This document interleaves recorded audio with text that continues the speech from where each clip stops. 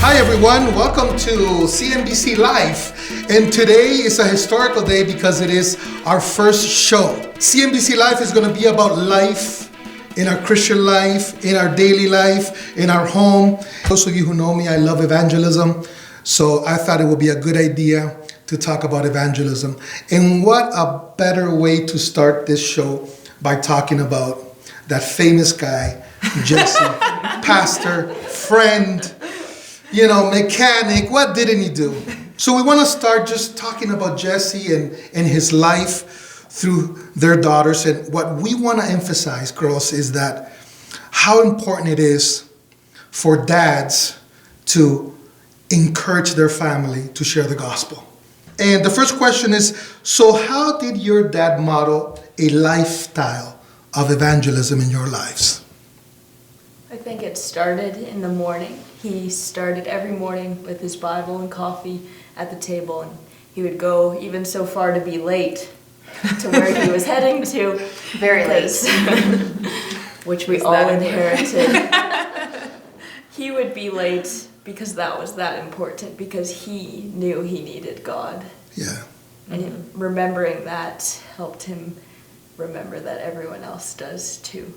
I think he was always prepared and always really discerning and listening to where the Spirit was moving. So even if he met somebody for the first time, he would intentionally be, asking questions about them, but then also saying, well, what are your spiritual beliefs, and trying to dig a little bit deeper. Now, did you guys see your dad as it's a lifestyle? It's absolutely. It's a daily thing, Yeah. It didn't look like work because it was just who he was. He was available. Exactly. And willing. If your car broke down, sure, take my car. Our house is open, come for supper. There didn't need to be planning, it just happened. Now, these memories since you were kids.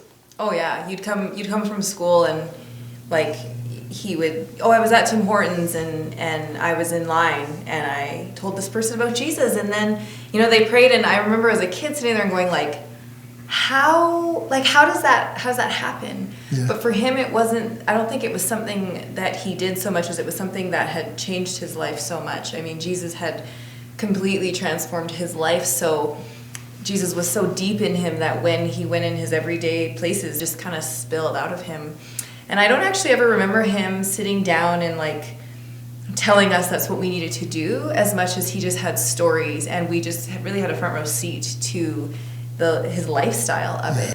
The word does tell us that we must manage our home. Mm-hmm. And I think as fathers, we have to give that atmosphere. Mm-hmm. And that's why I wanted to talk about Jesse, because I know that he did. Mm-hmm. Christina, my wife came home one time, and you asked her to be in the choir with her kids. And I said, how was the rehearsal with Christina? She goes, babe, she's got it. She's got it. And I'm like, what do you mean? I know she's good. No, forget the music. You should see all the lost kids she has in the choir. Mm-hmm. All the parents that don't know Jesus that came. Mm-hmm. And I know that your dad, his lifestyle, encouraged you to use your talent and who you are to reach people. How do you apply that?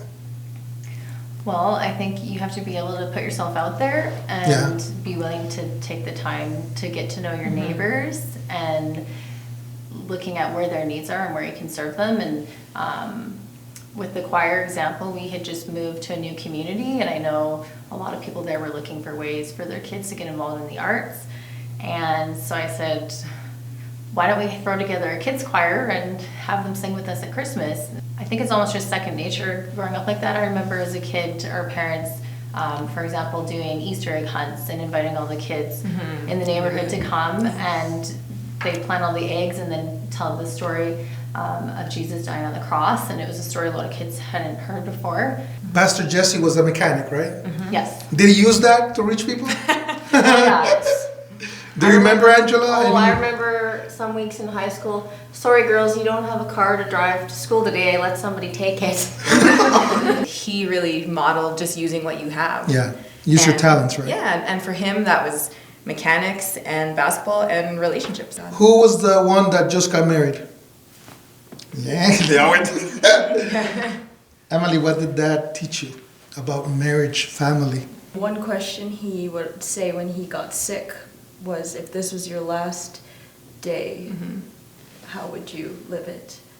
And having that eternal perspective in everything that you do. And so with my new husband, whenever he tells me a story at school or a story of coaching, I'm always asking him, well, did you think maybe this person needs to be discipled or needs to be encouraged, and maybe you should start this ministry, and maybe you could invite these people?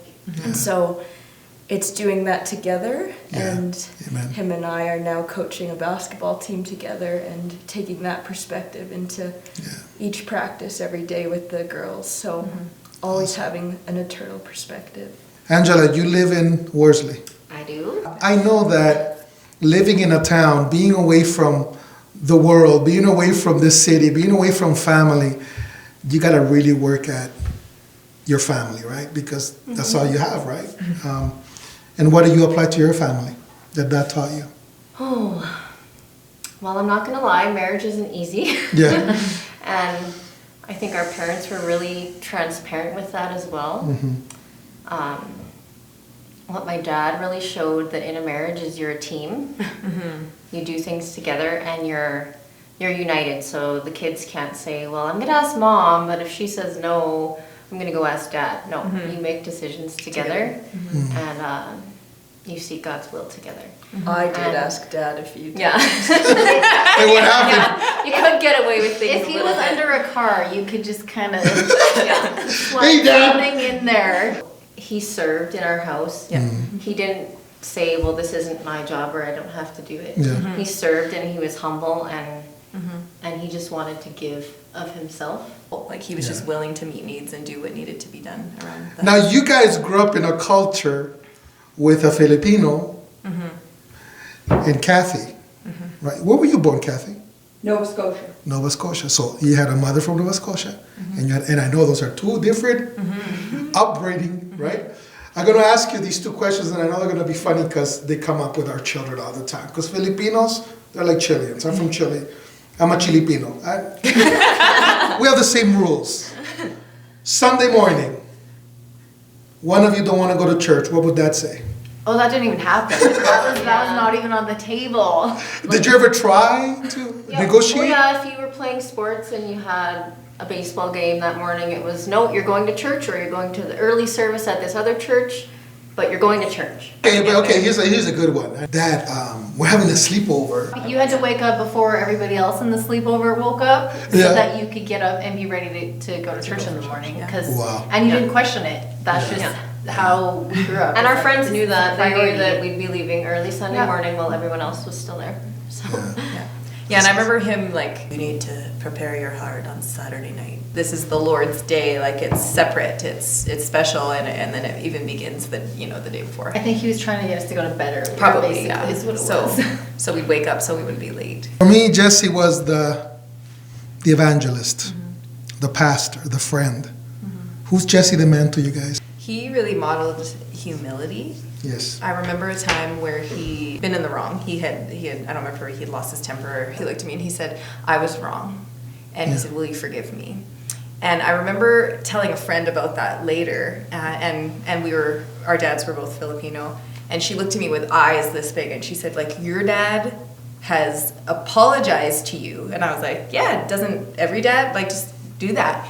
And she was like, I've never ever like heard my dad say he was wrong. And that really stuck with me because I think before he was, a Filipino dad or a mechanic, like he was a follower of Christ. I think his identity before it was anything else, it was as a Christ follower. So everything that he did went through that, including, humility and being able to say like to his own daughter, you know what, like I was wrong and will you forgive me? And that impacted me because I think in my own imperfections, it when you remember that he was that way, it kind of just gives you that breath of like, okay, he wasn't perfect and God still used him and there's a legacy that's living on, and it wasn't because every single thing was always right and perfect. It was because he was humble and willing to be used by God. So that really impacted me.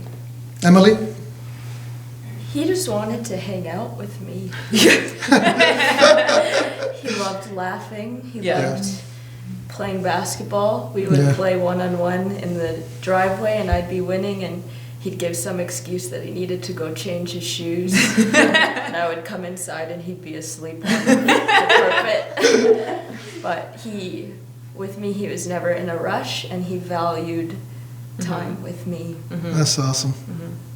And you know, it's amazing that that's something we miss out in evangelism. We always think, okay, it's a schedule, right? You know, let's just go meet people, or they have to go on this date and talk to this person. But if it doesn't start in the family, spending time with your kids, quality time, how are we going to reach a lost world? Angela. Oh, so many things, but I guess he was very hands-on. He wasn't afraid to do something at this level with a younger kid, or go up here and become what he needed to be to relate to that person or to relate to you. He liked to play and have fun. That's something I enjoy. I like playing with my kids. I've had some parents say to me, "You play with your kids?" Yeah, I like playing with my kids. And you just be there and interact and show you are willing to do what somebody else wants to do. Yeah. They're important. He made me feel important. Wow, that's a good quote.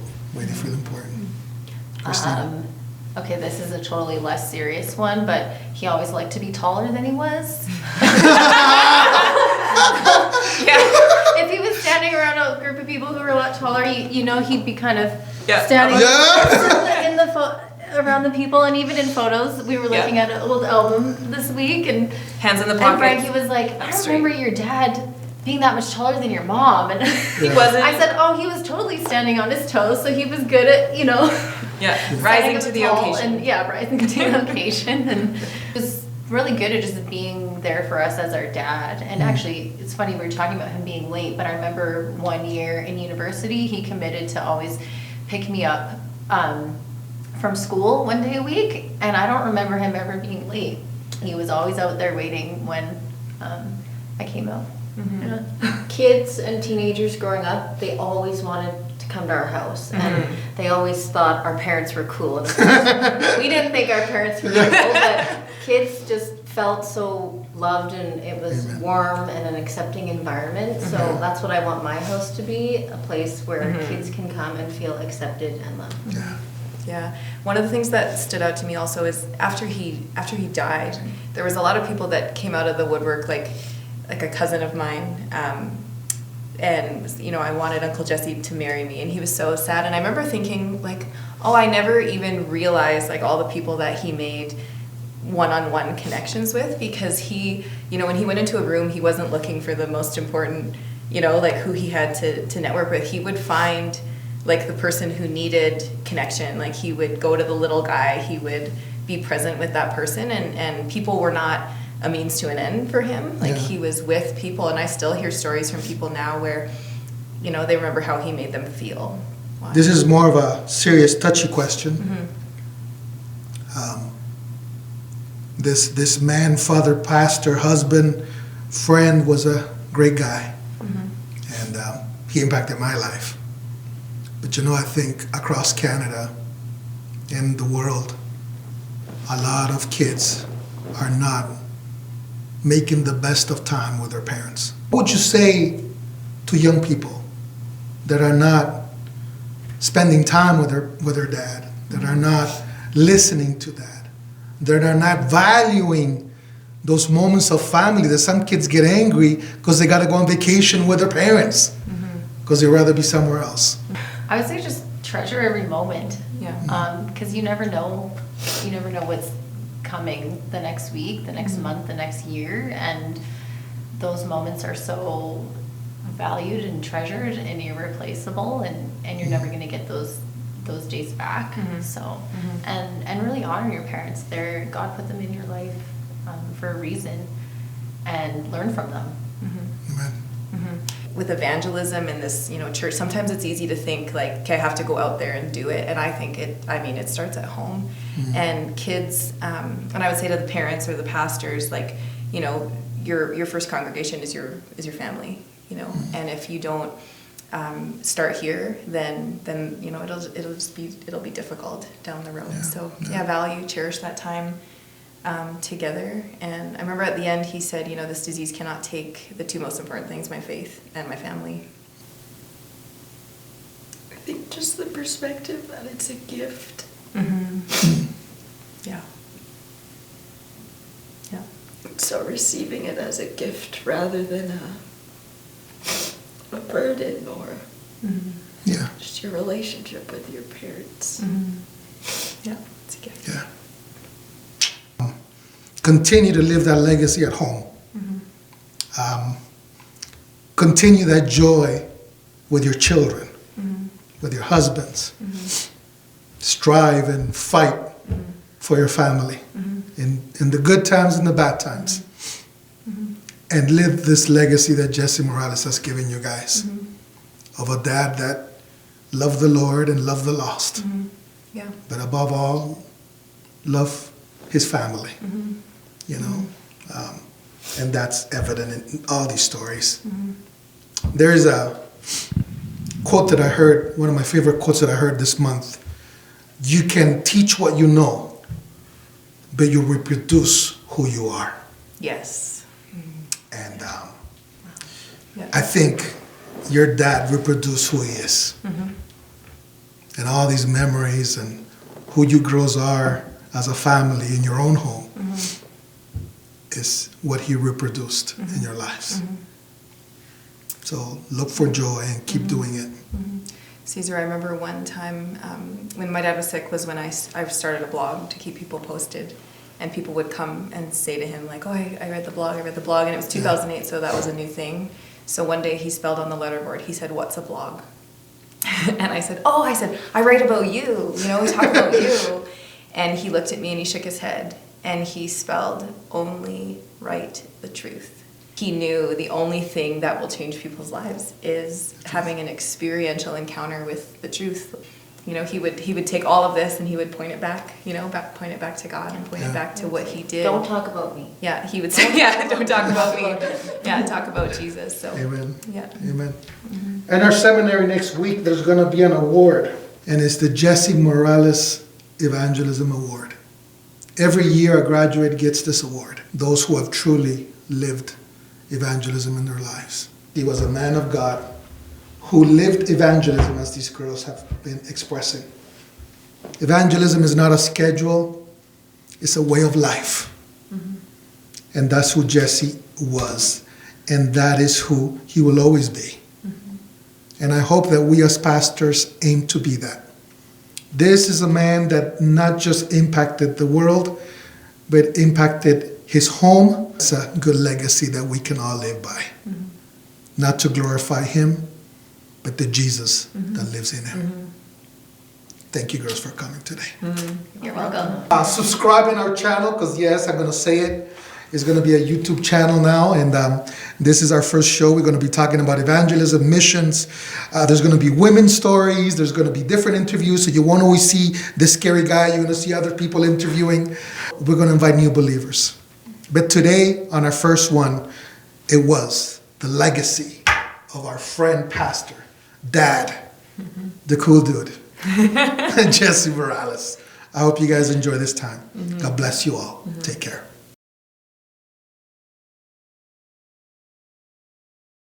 Welcome. Today is Beauty and the Beast. Guess who the Beast is? Being on time.